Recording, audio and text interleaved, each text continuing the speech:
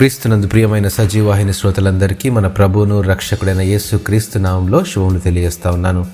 విజయోత్సవములు 30 రోజుల మన పాఠ్యభాగంలో క్రీస్తులో విజయోత్సవము అనే అంశాన్ని మనం ధ్యానించుకుందాం. ఈ యొక్క పాఠ్యభాగము కొరింథీయులకు రాసిన 2వ పత్రిక 2వ అధ్యాయం 14 నుంచి 16 వచనాలను బట్టి మనం ధ్యానించుకుందాం. నిర్దోషమైన దానిని యాజకుడు బలిపీఠంపై అర్పించినప్పుడు అది యెహోవాకు ఇంపైన సువాసన గల హోమము. దహన బలి సువాసనను దేవుడు అఘ్రాణించి మన ఎడల తన కనికరాన్ని చూపుతూ మనలను క్షమిస్తూ ఉన్నాడు. అదే రీతిగా విరిగి నలిగిన మన హృదయాలను దేవునికి సమర్పించుకున్నప్పుడు మన జీవితాలు ఇంపైన సువాసనను కలుగజేసి దేవుని సంతోషపెట్టేవిగా ఉంటాయని గ్రహించాలి. ఈ అనుభవం సజీవ యాగంగా మనలను మనం సమర్పించుకున్నప్పుడే సాధ్యమవుతుంది.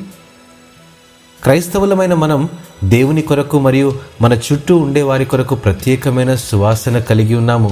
ఎట్లనగా క్రీస్తును గూర్చిన అనుభవాలను నేర్చుకున్న మన జీవితాలు మన ద్వారా అనేకులను క్రీస్తు వైపు నడిపించే సామర్థ్యాన్ని తన పరలోక జ్ఞానంతో నింపి మనకు తన ఆత్మతో బోధిస్తూ ఉన్నాడు. దేవాది దేవుడై ఉండి నిత్యత్వంలో ఆయన ఉన్నప్పటికీ దేవుడు మనల్ని ఏర్పరచుకుని ఎన్నుకొనిన మన ద్వారా ఆయన జనన మరణమును గూర్చిన ఆ పరలోక రాజ్య సువార్తను ప్రకటించాలని కోరుతూ ఉన్నాడు.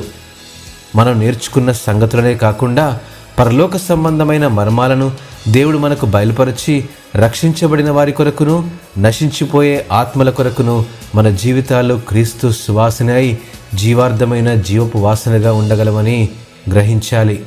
సువాసనలు వెదజల్లే దేవుని జ్ఞానం పొందిన మన అనుభవం విజయోత్సవముతో మన జీవితాలను విజయవంతులను చేస్తుంది. ప్రేమైనటువంటి వారలారా, దేవుడు ఎల్లప్పుడూ క్రీస్తులో మనం విజయం పొందాలని ఆశిస్తూ ఉన్నాడు.